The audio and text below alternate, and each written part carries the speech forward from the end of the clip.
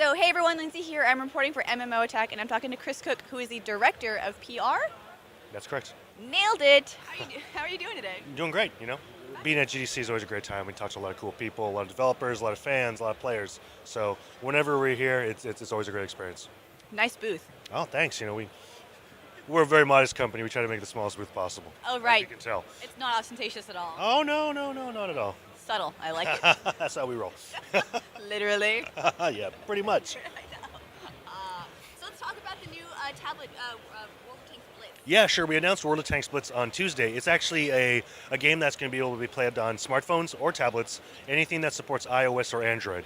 And the real goal for World of Tanks Blitz is take the PC game, World of Tanks, put it on mobile devices, and really aim for absolutely no loss in visual or gameplay experience. So right now, the game is really, really early in development. We've been showing it to a few folks here, but so far it's shaping up to be just as good as the PC version. How challenging is it to convert from a PC to a tablet? It is a little bit. Obviously in terms of controls, you lose a little bit in terms of not having a keyboard, not having a mouse to control, but the development team has done a really good job building the controls specifically for a touchpad. I think people who play it are really going to be surprised about how much control and how much interaction they have in the game compared to the PC version. And the community feedback on Blitz, is there much? Have you been able to pull anything from that yet? So far we really haven't showed it to the community yet. We're just showing it to some key business partners and some media that are at GDC this year. Reaction overall has been great. I think people are really surprised at what kind of game and experience we can put on a tablet or a smartphone. Visually, the game looks just as good as the PC version, surprising a lot of people. As we get a little bit further into development, we'll start putting the game out in front of more folks and start getting a lot more feedback. But so far at GDC here this year, reaction has been great. That's very exciting. Are you guys excited for it? Oh, absolutely.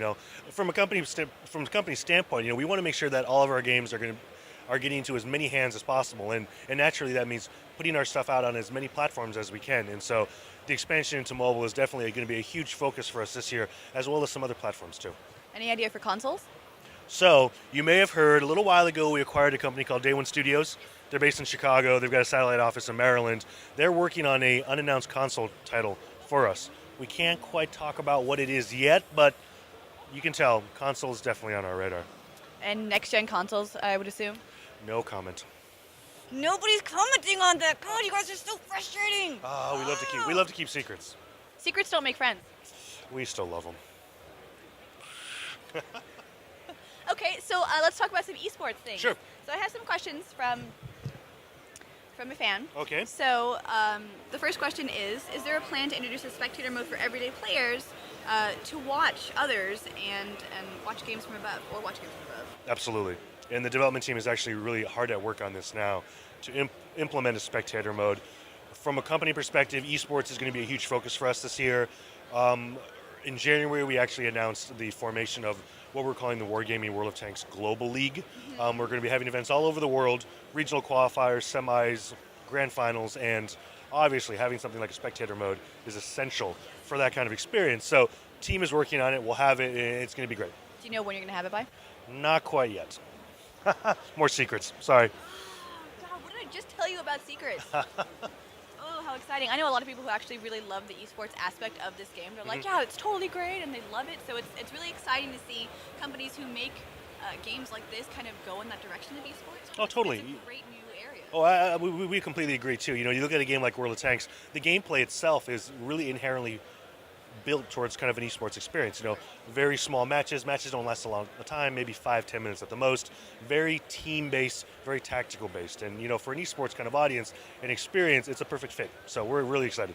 Awesome. Yeah. Okay, next question. Okay, more. So there's a major disconnect between everyday players and those who are playing in tournaments / clans.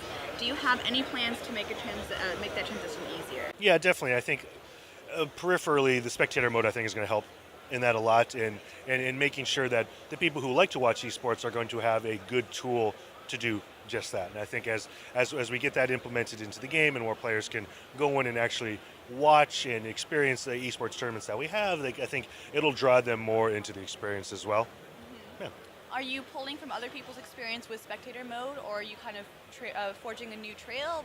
What's your kind of development with that? I think it's a little bit of both. Obviously we look at other games and see what they do right, and then see what we need to do to best fit our kind of game and our kind of esports experience. So we'll be looking at what other folks are doing, but at the same time, we'll be taking a lot of the key learnings we get from that research and helping build a system that's really ideal and best for our game.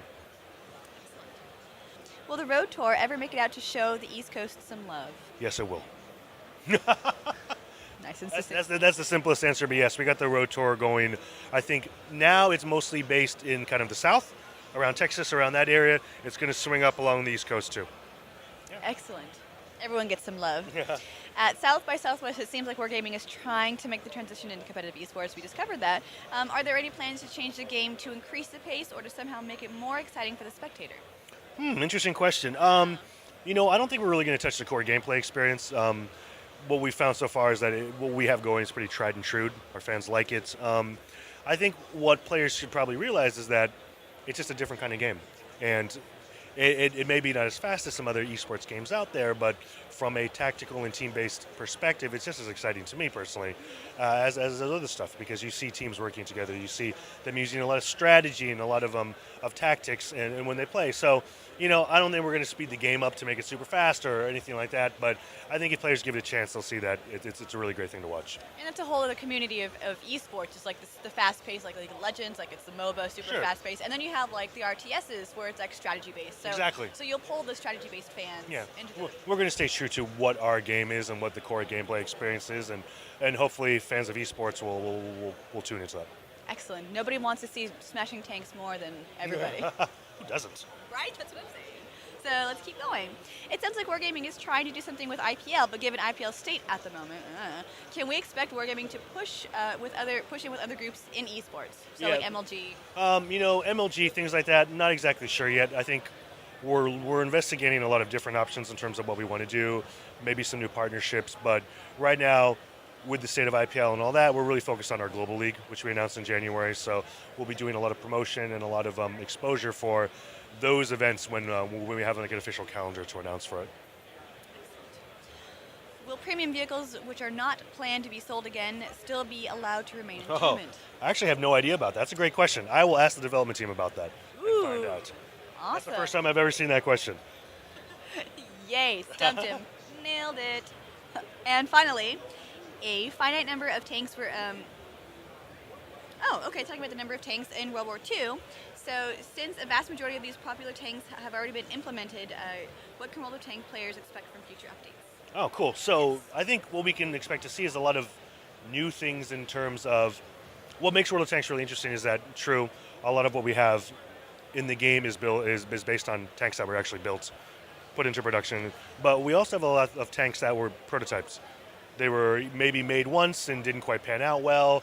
They were put on paper but never produced. So we have a really deep and rich archive of options for tanks that we can go to that never even saw the light of day, that people never even have seen with their own eyes or anything.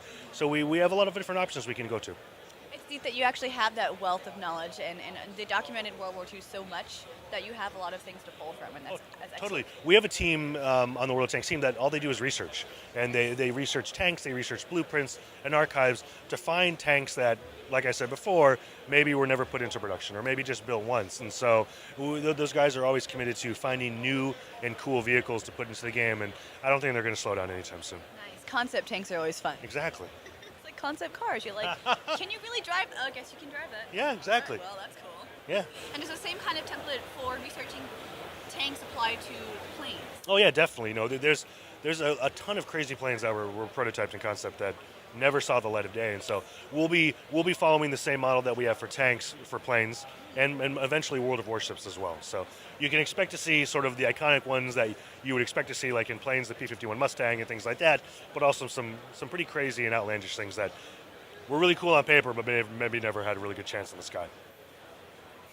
That one propeller doesn't really do exactly. The one-winged plane or something like that. Worst plane ever. And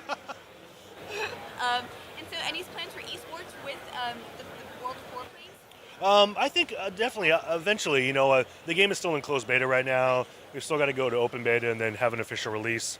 I think once we get to that point, we'll start looking more heavily at what are the options for planes for esports. But, I think as a company, we're very committed to esports in general. So it's a good place to go, esports. Oh, definitely. It's only getting bigger. Yeah, it's kind of crazy, isn't it? It is. Like last year, it's like, oh well, this is awesome. It's kind of neat. Is there anything else you would care to discuss? I can take the iPad from you. Oh, and, sure. You can hold it awkwardly and wave it around. A lot of what we're focusing on at GDC is Blitz, but Right. as I mentioned before, World of Warplanes, it's still in closed beta. We've had hundreds and hundreds of thousands of people in the beta giving us a lot of great feedback. We recently updated the game with really great new visuals and some control schemes that are going to allow some of those players that are new to the genre or new to gaming a little more flexibility and ease of use to get them sort of migrated into the game and familiar with what's going on. It's been a big focus for us. That's really our next big game. And we're hoping to get into open beta soon and really open the gates to everyone to really see what's great about it. Open beta, do you have an idea about the time frame? Not specifically. I'd say sooner rather than later. We've been in closed beta for a while, but like I said before, it's given us a great opportunity to get a lot of player feedback, and we've been implementing and tweaking and changing the game based on that. So we're getting to the point now where it's coming up soon, but as for a specific date, not quite yet. So it seems like with the direction of esports, community feedback is super important. How much of user feedback do you use, if at all? I don't know what the exact breakdown is, but we definitely pay a lot of attention to player feedback. Like, for example, the control schemes I mentioned before, like during closed beta, we kind of identified two different camps. One of the camps were the hardcore flight sim guys who were like, the controls aren't complicated enough. I want more customization. And then on the other side, we had the folks that say, the controls are too complicated. And so, you kind of have to find that happy medium. And the new control scheme is a little bit more geared towards those new players, but as a hardcore veteran player, you still have all the customization options to make the controls as deep and as complicated as you want. So we don't want to make the gameplay experience focused on one group over the other. We want to make sure that all the groups have the different tools and options to really play the game the way they want to. Excellent. Well, to drop that down. All right. Well, thank you guys. Thank you so much for talking to us. Yeah, I definitely. really appreciate it. Is there anything else? That's it. If you're at GDC, stop by our booth. We've got tanks and planes here. You can check it out. And yeah, definitely. We love GDC. It's always great. It's a great convention. It's local for us. We're in Emeryville, right across the bay. So we love having shows right outside our door. It's really nice. Oh, totally. It doesn't suck. I can go home at night and go to sleep in my own bed. It's Crazy. nice. I know. Right? Awesome. Cool. Great. Well, thank you so much for your time. Thanks a lot. I appreciate it. Yep. No problem. Cheers.